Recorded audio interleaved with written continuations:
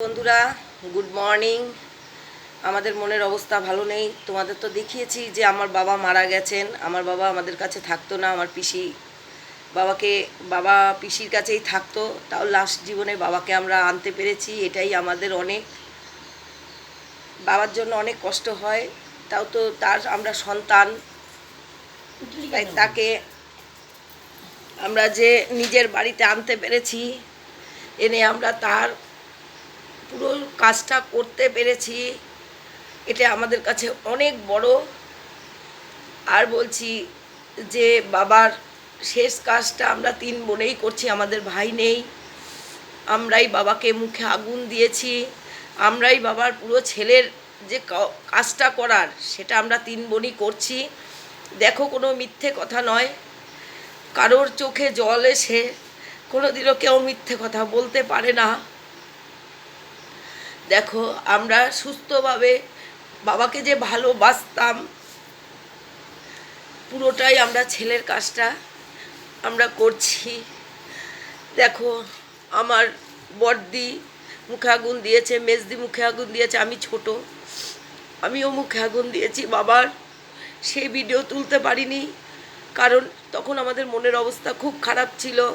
এই ভিডিওটা আমাদের করা খুবই দরকার, কারণ পরিস্থিতিটা এমন জায়গায় হয়ে আছে, এই ভিডিওটা অনেক জায়গায় লাগতে পারে। তাই তোমাদের কাছে আমি এই বার্তা দিচ্ছি যে তোমরাও দেখো, যে বাবার ভালোবাসা কোনো দিনও পাইনি।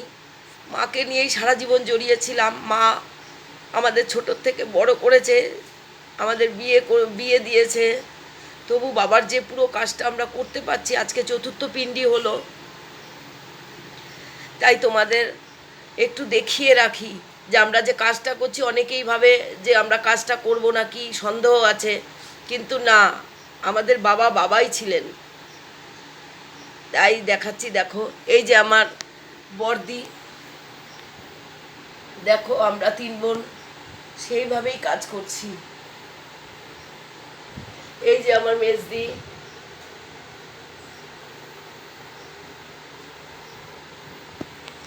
আর আমার মাকে দেখো।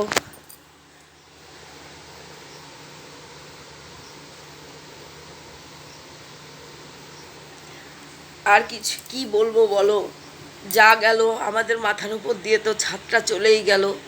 আর ছোটোবেলা থেকে আমার মাই আমাদের খুব কষ্ট করে বড় করেছে, খুব কষ্ট করে। আজকে হ্যাঁ, হয়তো ভালো জায়গায় বিয়ে হয়েছে, কিন্তু ছোটোবেলা থেকে মা যা কষ্ট করে আমাদের বড় করেছে, মার অবদান তো কোনো সন্তানই মায়ের অবদান দিতে পারে না। মায়ের কোনো দুধের ঋণও শোধ করা যায় না, কিছুই করা যায় না। বাবার কোনো কিছুই পাইনি, কিন্তু বাবাকে আমরা লাস্ট জীবনে বাড়িতে এনেছি, এনে বাবার সৎ কাজ ভালোভাবেই করেছি। বাবার সব কিছুই আমরা ভালোভাবে করব। তোমরা আমাদের পাশে থেকো।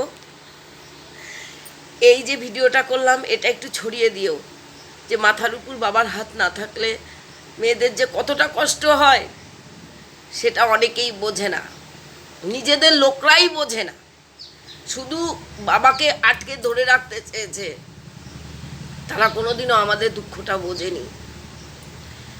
তাই এখন চাই সঠিকভাবে কাজটা হোক, তারপর তোমাদের সঙ্গে আবার ঠিক মতন ভিডিও দেব। ঠিক আছে, সবাই ভালো থেকো, সুস্থ থেকো। আর কি বলবো, আমার ভাষা নেই মুখে বলার। রাখছি।